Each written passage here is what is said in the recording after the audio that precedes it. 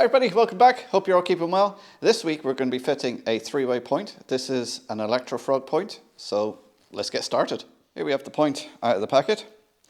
And as I said, this is an electrofrog point, which means that these frogs here have to be powered. And they're going to be powered and controlled, because obviously the priority, depending on which lane you're going out on the point, that'll be controlled by the switch on the Seep point motor. There's 3 frogs on here, so 2 of them will be connected to one point motor and 1 of them to the other point motor. So you can see the wiring diagram here that comes with it. It's pretty straightforward. Now it does say on here, if you're using this on DC or DCC, it doesn't require any other wiring. But what I like to do for better continuity of power and more reliability is I will actually be soldering some droppers onto the bottom of here and actually soldering some green wire for the frogs on these 2 wires here, because those are the wires for the frogs there. And I'll actually be putting droppers along here so that this part will be powered, because I will have this completely insulated from the rest. There'll be insulated fish plates at both ends. So which is the other thing when you have electrofrogs. Where the frog is, you need to have insulated fish plates. Otherwise you'll just be causing shorts. Anyway, we'll follow that as we go through it. So let's get the soldering iron out and let's get some wire soldered on. Let's start off by soldering on a frog wire. So green wire here. Got 2 frogs here. So what I'm going to do is this frog wire is I'm just going to trim it a little bit.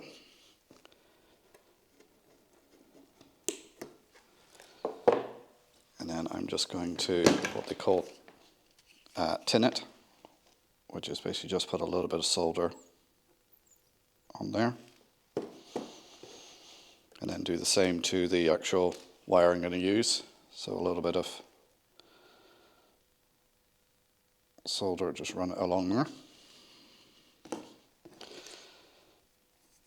And then I'll try and do this so you can see. So we're just holding the wire next to the frog wire. We've got our soldering iron there. There's a little blob of solder on there, so we're just going to put that on there and rub it up and down. Take it away. Let it cool for a couple of seconds. And there, you've got it soldered now. Put the soldering iron away. What I've got now is a little bit of heat shrink. I'm going to put that over.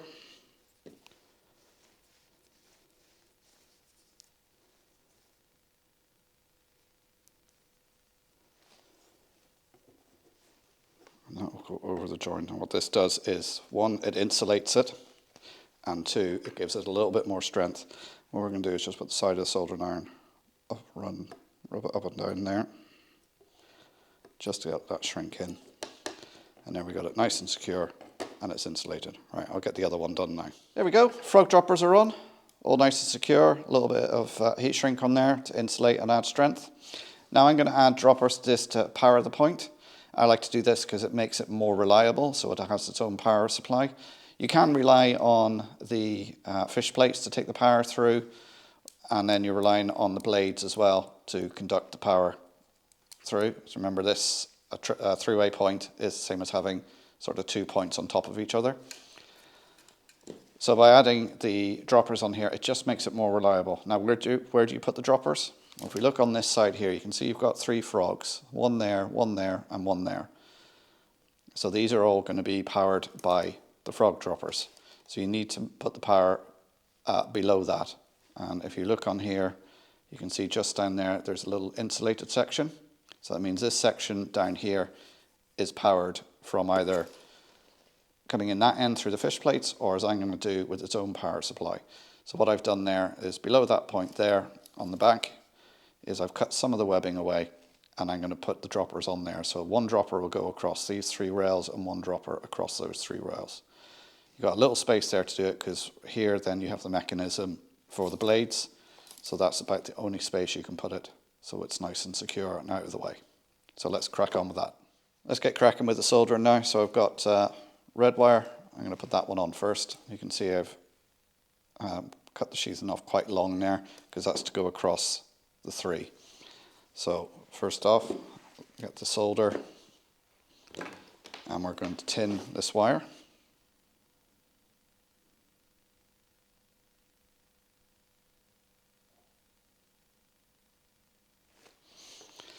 Now when you're soldering, always remember to do it in a well ventilated area, because I'm using lead-based solder here, so you don't want to be breathing that in. I've already cleaned this area here with the brass brush. Now what I'm going to do is each of the backs of the rails. So I'm just going to put a little blob of solder. I'm going to try and do this quickly so you don't melt too much of the plastic. You will end up melting some of the plastic, but you don't want to do it too much because you have that horrible burning, melting plastic smell in your room. Another reason to have good ventilation. So now I've got those on there. I'm trying to do this so you can see what I'm doing. So I'm just got the wire there, just bent it 90 degrees. And it's just where you got the blob of solder. Just take each one in turn. It wasn't quite straight enough. So, melt it on. Let it cool for a minute just so it's attached. And you can bend the wire around. This is one of these really fiddly jobs that you could do with having an extra set of hands.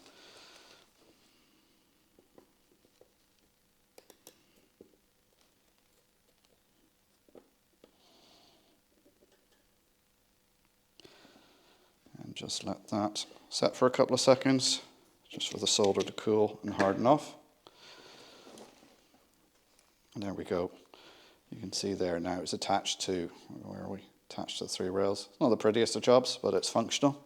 And then what we can do there is that excess there, we can snip that off. Right, I'm going to go and do the black wire on the other side. So again, the same black wire.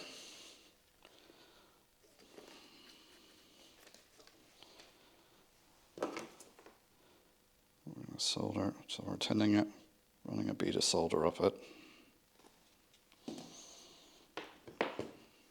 Again, I've cleaned off with the brass brush and a blob of solder on the back of the rails.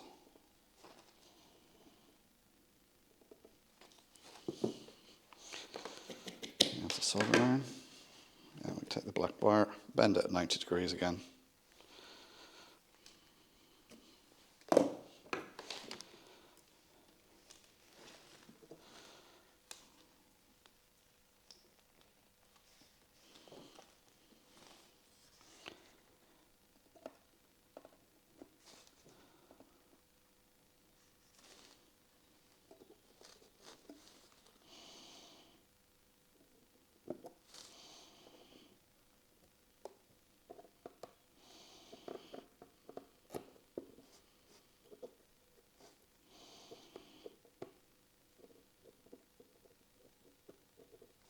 There we go.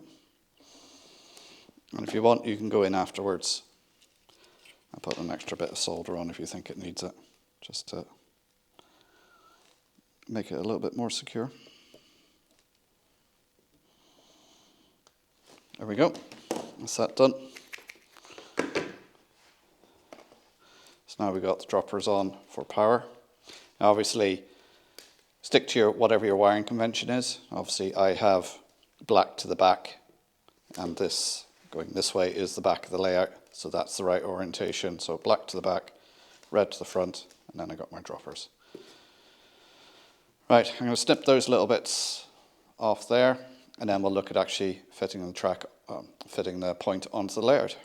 Once you've decided where you want your point to go, which I want mine's here, you need to mark it up for drilling holes for the wires and for a hole for the point motor rod to come through to control it. Now, Jeff at Scenic 3D does these little jigs here for all types of points and all types of point motors. And they're really handy to use to find out where to drill the holes. He does one for a throw-away point. I don't have it, so we're going to have to do this the old-fashioned way. But if you're putting points in, I recommend getting some of these. They're about £4 or £5, I think they are. Excellent, really easy to use, and make putting point motors on so simple. So anyway, we're obviously going to mark a hole now for where the wires need to go in.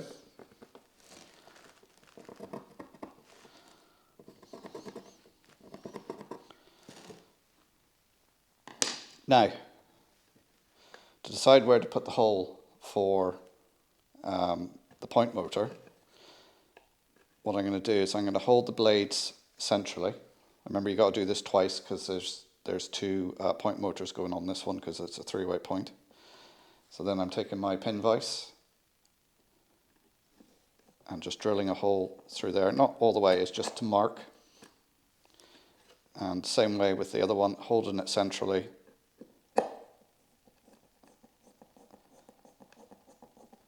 Just to mark where it is. So now I've got those marked, I can take it away. I can see where I need to drill my holes for my wires, and I've got two marks there, which I can just highlight with a pencil, make them easier to see, where I'm going to drill my 12mm holes for the point motor. So I'm going to drill those holes and then we'll come back. There we go, the holes are drilled. So these are 12mm holes here for the point rod to come through, and then these are just whatever size you need for your droppers. Just make sure they're cleaned off around, a little bit of sandpaper so there's no loose bits in there, because you don't want those bits breaking off and getting into the mechanism and jamming up your point. So let's do a test fit now. So we'll feed the wires down through, just make sure everything lines up. Also, before you drill any holes, make sure you've got nothing underneath, no cross members, anything like that. It's the sort of thing you've got to watch out for when you're putting points in. It may determine where you actually put your point. And also, if you're drilling on a table or something like that, make sure you've got clearance. You're not going to drill a hole in your table. So there we go, there's the point in. Now we're just checking the position. Yes, it looks good. Just flick the points backwards and forwards to make sure you've got plenty of clearance through the hole. So I can see daylight there. There's going to be no fouling involved there. So that's the point where we want it. I just need to cut a bit of track here to join it onto the rest. So I'm going to do that, and then I'll pin the track in place, and then I'll show you that, and then we'll flip the board over and we'll do the wiring. There we go, three-way points in, it's pinned down. I've put some cork underneath it. I've done the connecting rail. I put insulating fish plates on here and on the ends here because I'm going to be using computer control. So I want these sections isolated. And that's also why I put droppers on here, so this has its own independent power supply. It's not relying on fish plates. So let's flip the board over and let's fit the point motors and do the wiring. Here we have the board now. It's up on its side. Being a modular layout, it's so much easier to take the modules out, work on them, put them on their side. Makes the wiring so much easier than trying to do it upside down, underneath, on your knees, in the dark. We can see here I've got a couple of lines drawn. These are just the orientation of the tie bar. So it means when I put the point motor on, I can line it up with that so I know I've got the right angle for the throw. Now, if I had one of these for the triple point, I would have the holes coming out here already that align with the holes at the top and bottom. So it would be a case of just putting it on, lining those holes up, screwing it in, job's done. But I got to do a little bit more work now because it's going to be a little more fiddly. Also making it a bit more difficult myself is these are used on a previous layout, so they've already been cut down. Now I've checked, they do fit, they're just a bit fiddly to get in. So what we're going to do is I have the point thrown at the moment, so it's in the lowest position on both of them. So I'm going to make sure that this is in the lowest position, so it's not up there, it's down there. And then I can fiddle around, get it in the hole.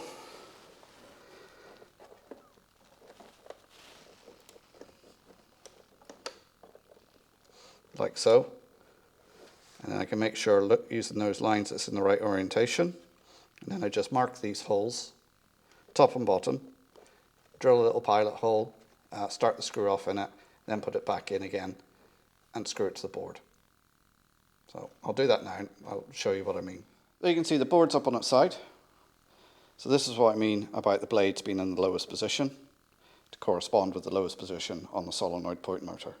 So I'm going to fit that motor and then show you it fitted and hopefully working. There you can see now I've put in the first point motor, and if I throw it, you can see now it's working.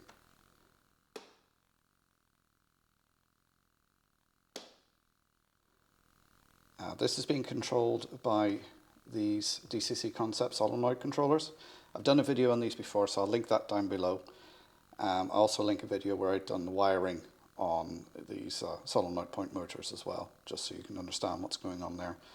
But you can see there how the point now is fitted. It's aligned with the center line there. So what I'm going to do now is fit the second point motor here and wire it up. Just one point with these three-way point motors is make sure you have the right frog connected to the right switch. So obviously this one here fits on to the back solenoid point motor, and the other frog will go onto this one. If you don't get it the right way around, you'll cause shorts and the right road won't be live out of the point. So I'm going to fit the other point, and then I'll show them both of them working. Second point motor's in, and we'll just throw that, make sure it's all working. There we can see.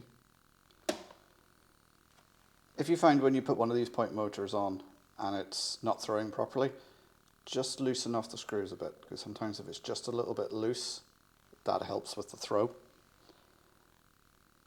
You can see that's throwing fine there.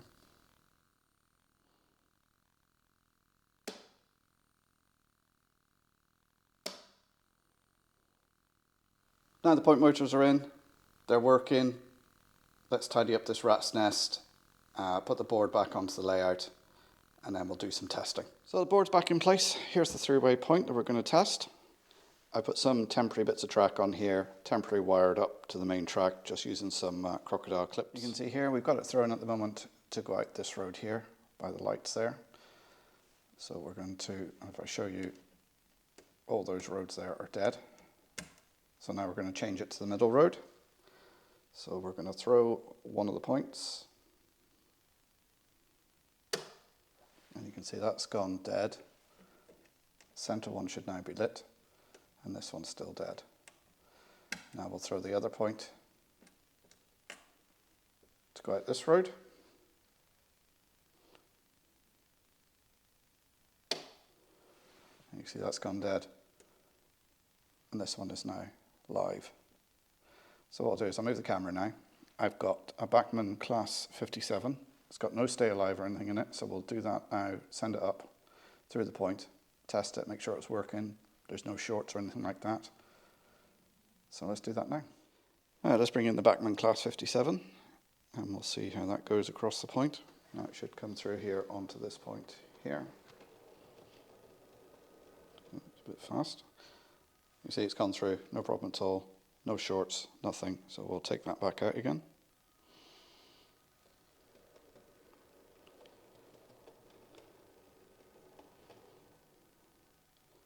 And now we'll take it out the center road.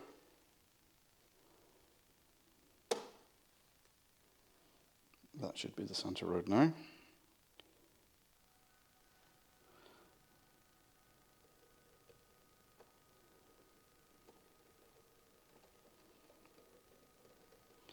There it goes, straight through, no problem at all, and we'll take it back out.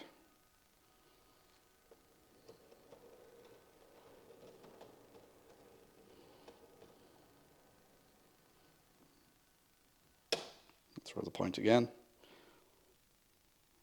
and now it should go out this road here.